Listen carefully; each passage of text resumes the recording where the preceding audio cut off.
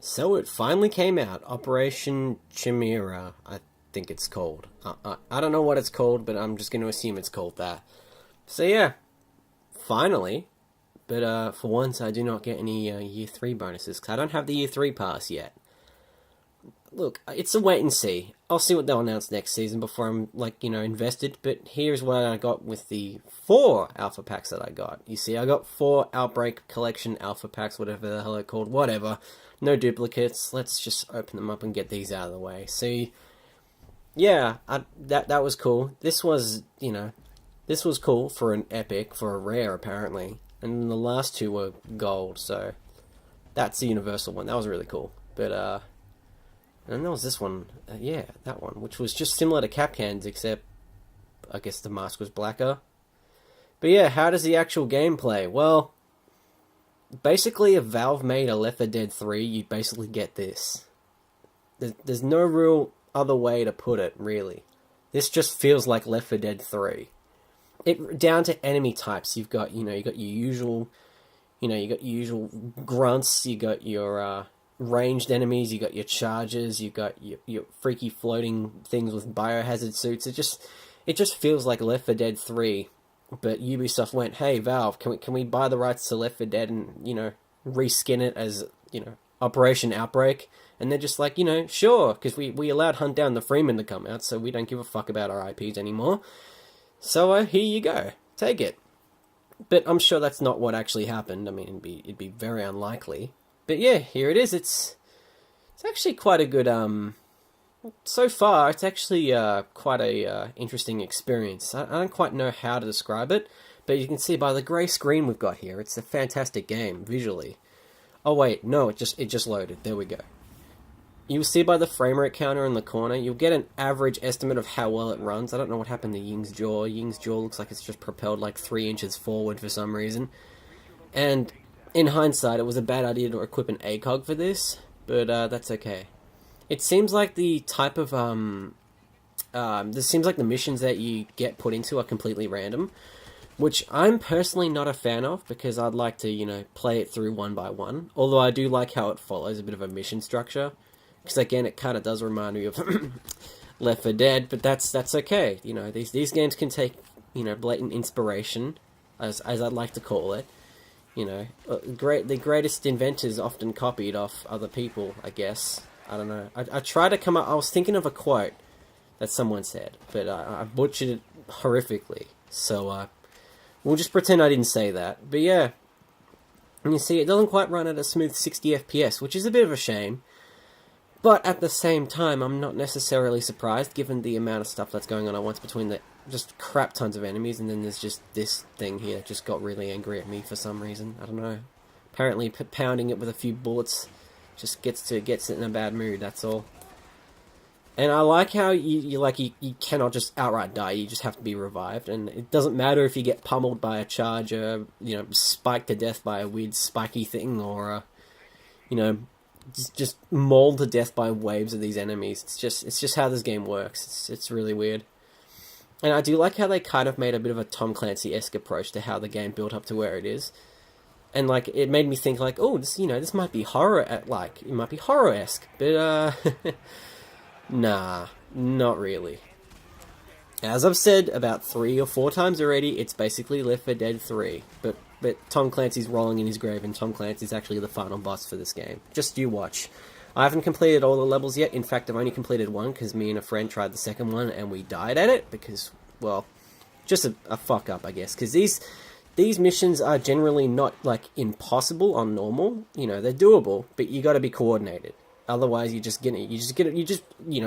leap into your coffin at that point if you're not gonna cooperate. And then there's Pandemic, which I'm sure there'll be some stupid cunts out there who'll go into the game and go, it's Siege, I can team kill their buddies and then run off, because, or I get kicked from the match, because that's what the Siege community likes to do sometimes. I'm not saying the entire community, but you see what I mean by these fucking floating things there. They're really fucking weird. But yeah, because there's always at least one cunt who wants to team kill his buddies, because he's ultra try hard. He's in diamond. No, he's actually in platinum. I don't know how the ranking system goes for this game. I've only played one competitive season for this game, and it didn't really feel much different from casual, really. It didn't really feel... It just felt more unorganized and more stressful than casual, which can be quite stressful sometimes, because it's just like, what the hell am I doing here? It's just occurred to me, too, that there's also been a bump in, like, the time it takes to reload and all that. Like, they've increased the reload, they made it faster for you to reload, and they've given you a shit ton more ammo. Because look how many reserve bullets I have. I have 720 for my T95. That's a lot of reserve bullets. That's what, about 6 or 7 spare clips alone? Now, in the base game, I would have normally just gotten... I'm trying to think, maybe 2 or 3? But even then, it's just like, wow, okay. And the missions too, given the length, like I was expecting them to be... I wasn't actually sure how long they'd be for one thing. I was thinking they'd be a bit... Oh, that's what it's called. It's called an Apex. Anyway, I thought they'd be... let me think. Well, this one took about 20 minutes to complete. But this is an 11-minute video. I gotcha. You just got pranked. You're not going to see the full mission. Huh? How do you feel about that? You may as well click off this video now, you fucks. Just kidding. Please keep watching. Anyway, yeah, so this mission alone was about 20 minutes. The other one was about 15, and the third one, I don't know. The second one that I played was the one we have to go into the Patient Zero's residence and get that weird Soviet-era capsule thing, or whatever they call them. I don't care. And that reminded me a lot of Call of Duty Ghosts Extinction mode. Mostly because it was kind of in a similar kind of like environment, in a weird way. So it kind of took away from Left 4 Dead and then just became COD Ghosts Extinction, which I don't know if that's a good thing or not, but hey, I enjoyed Extinction. I'm probably in a minority, but hey, I enjoyed it. Speaking of Call of Duty, they're going to reveal Black Ops 4, aren't they? I wonder when Treyarch will ever do anything other than Black Ops. I'll probably be long gone by the time they do. I'm guessing that at this point, because it feels like it. I'm amazed that Black Ops 3 is still going, though, because that community is still going strong. Thanks, Breacher. I feel like these Breachers are probably the most annoying enemy by a country mile, just because of, you know, they can take away more notable amounts of damage. And then again, there are the occasional times where, for example, I'll run into someone and... actually, no. I won't run into someone. Zombies will run into me. And I won't realize that they're there. Now, this gameplay, I was in a party chat with friends. So obviously I had headphones in, meaning I could hear the game quite well loudly. And despite that, I still had troubles... excuse me. I still had troubles hearing some enemies rushing at me sometimes. It was really weird. Very peculiar sound issue. And the update was a beefy 10 gig too, so that was a lot of fun. That was a lot of fun waiting for that to finish up. I think that was a good example there. I mean, I didn't even realize that there was no real hit visual feedback other than the breaches. The grunts don't really have it. And yeah. See, this is where we find Dr. Macintosh. And this is when I realized that you could actually heal yourself. I thought you had to go the whole mission without healing, and I thought, well, fuck that.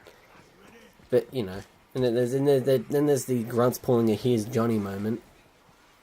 They're just ready to wreak hell on everything in sight. See what I mean by the animations being like a lot quicker? I thought that zombie jumped past me, but apparently he did not. Apparently he just went nope. But he wanted to renovate the wall, so I decided I'd renovate it for him and just completely block him off because, you know, I'm good at doing dick moves like that. I just find it amusing though. Now in hindsight that I think about it, we did a mission in New Mexico in America as a Cantonese operator and 2 Russians. I mean Russians. Well, I mean yeah. Let's hot topic Russians, but yeah, because everyone likes making memes about them, and then there's that whole election thing. You know what I'm talking about. You damn well know what I'm talking about. I'm not going to explain any more on it. But it's just ironic to me that there are no American operators in this. I mean, I kind of want to try a recruit rush on this thing, but at the same time, I feel like if I do this solo queue, I've got this weird phobia of doing this game solo queue, because this is that spiky enemy that I mentioned. But yeah, I have a weird phobia of doing this game solo queue because I've had so many experiences where I've just had some cunt team kill me and be like, I'm so good. I mean, shit, I even put it in one of my videos. I even called out someone in one of my videos, actually, who kept team killing people. That was, something, I'll say that much. That was, I should do that more often if more people do that. But that feels oddly Nazi-ish to do that, in my opinion. But hey, I guess, you know, you got to get rid of the shitheads in the community one way or another. And calling them out on this shitty axe is probably a good way to do it. Oh, I just got knocked out on my side there. I felt like we were going to fail this, but rather miraculously, we didn't, despite the things just racking up in the intensity at this point. It's just getting worse. And boy, am I glad we're not playing some pandemic, because I would have killed my teammate by this point. I would have just full-on killed him. Not more needs to be said. I would have just popped a bullet in his head long before we got to this point, and that would have been 100% accidental. That's all that needs to be said.